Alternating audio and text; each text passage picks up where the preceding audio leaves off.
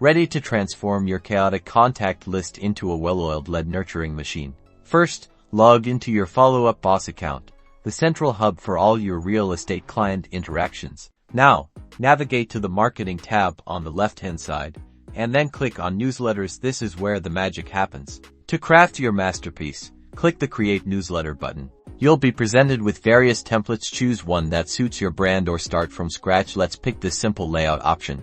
Now, it's time to add your content. Simply click on the different text blocks to edit the text, insert relevant images, and add compelling calls to action to drive engagement. Next, let's select who receives your newsletter.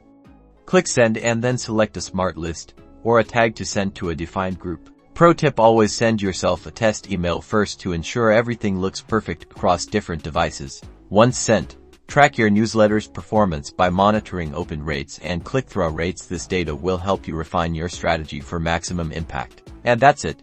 You've successfully sent a newsletter in Follow-Up Boss, ready to nurture leads and build lasting client relationships. Don't forget to subscribe for more Follow-Up Boss tips and tricks.